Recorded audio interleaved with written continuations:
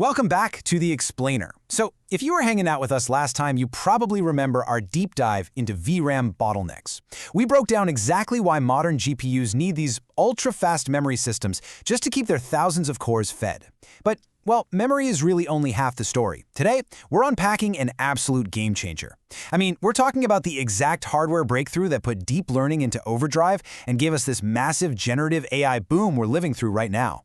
We're talking about Tensor Cores and, more broadly, AI accelerators. Okay, let's dive into this. Here's our roadmap for today. First, we'll look at the AI math problem. Then, what are Tensor Cores? Third, training versus inference. Fourth, the rise of accelerators. And finally, what all this means for the future of computing. So here is the core mystery we really need to solve today. For years, it's been pretty well understood that GPUs are absolutely fantastic at parallel processing. They've got thousands of cores that crunch massive mathematical workloads all at once, which is exactly why they became the gold standard for deep learning. But if GPUs were already that powerful, why on earth wasn't that enough? Why did the entire tech industry suddenly need to pivot and create completely specialized AI processors? Well, to answer that, we've got to start with part one, the AI math problem. And this brilliantly illustrates the core issue we're dealing with.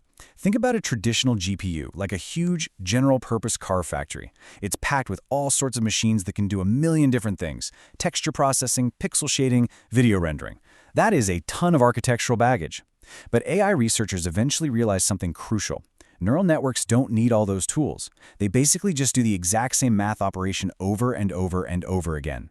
So instead of that massive flexible factory, imagine building one highly specialized machine whose only job is to install tires. It literally can't do anything else, but man, it installs tires so much faster than a general machine ever could. That's the whole philosophy behind an AI accelerator. Specialization creates massive efficiency. So what exactly is the tire in this analogy? What is the math being repeated? Well, it's all about tensors. Just to demystify this a bit, a tensor is just a mathematical structure used in machine learning. It's essentially an advanced multidimensional matrix. A single number is a scalar, a list of numbers is a vector, a table of numbers is a matrix, and when you jump into higher dimensions, boom, you've got a tensor. Modern AI systems are constantly processing these tensors, not just thousands, but literally billions of times every single second. To really wrap our heads around the sheer scale of this, let's just rapidly step through how you train a large language model. First, the system does a forward pass. Then, it runs massive matrix multiplications, calculates the loss, does the backpropagation, and finally, updates the weights. The catch? This highly predictable loop just repeats continuously. We're talking 24/7 for weeks, sometimes months, just to train a single model. The computational demand is just astronomical. And that immense computational bottleneck brings us perfectly into Section 2. What exactly are tensor cores? A tensor core is this incredibly powerful, highly specialized processing unit that lives right inside a modern GPU, designed exclusively to accelerate that exact tensor math. Its primary heartbeat, the one thing it does better than literally anything else on the planet, is solving one specific equation. Input matrix multiplied by weight matrix equals output matrix. Whether you're dealing with transformer attention layers or gradient optimization, these operations completely dominate deep learning.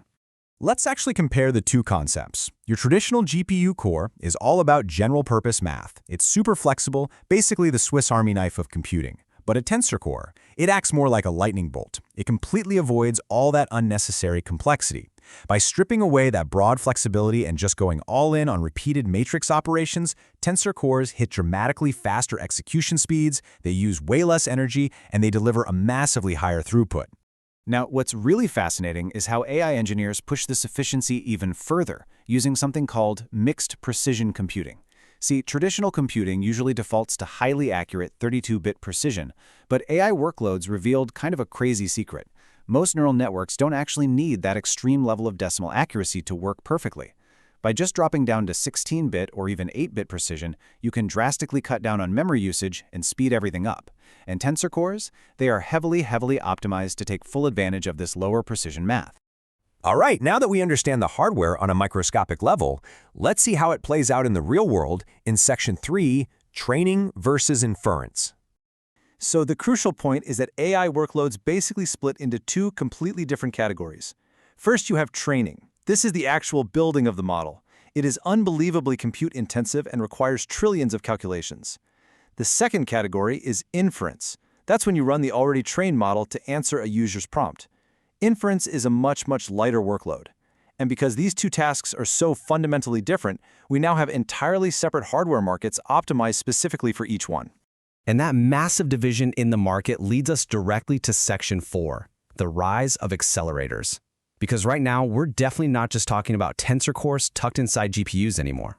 Today, we are watching a massive, hyper-competitive race to build custom processors designed specifically for machine learning. I mean, think about the landscape right now. We've got Google's TPU, the Tensor Processing Unit. You've got the Apple Neural Engine, Amazon Trainium, Microsoft's Maya Accelerator, Intel Gaudi, and AMD's AI accelerators. So why is every major tech giant suddenly designing their own custom silicon? Simple. The demand for AI infrastructure has absolutely exploded. Owning the hardware means they don't have to rely on external suppliers. It is a massive strategic chip race. And these accelerators are completely reshaping technology across the board.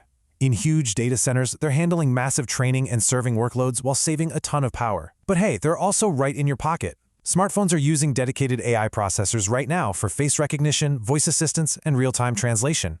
And out on the road, autonomous vehicles rely on these specialized chips to process camera feeds, radar, and path planning with zero latency. Because when you're in a self-driving car, real-time performance is literally a matter of life and death. You definitely can't afford to wait on a general-purpose CPU.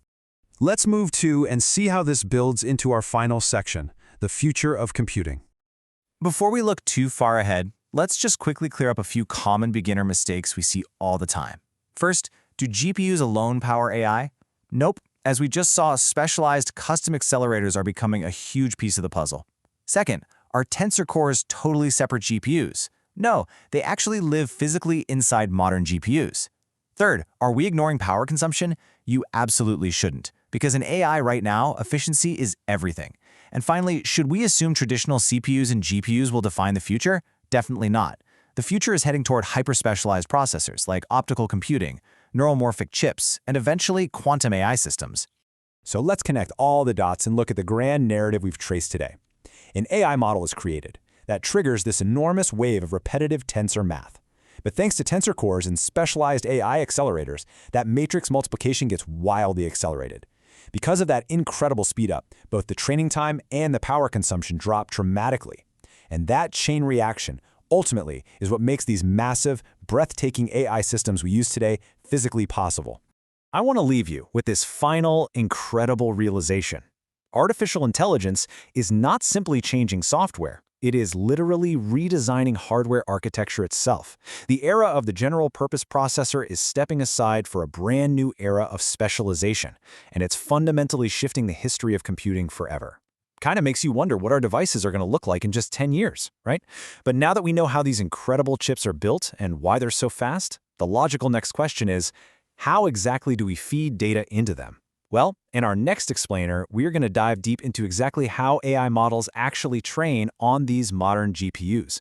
It's a fascinating process, and you definitely won't want to miss it. Thank you so much for exploring with me today, and I'll catch you in the next explainer.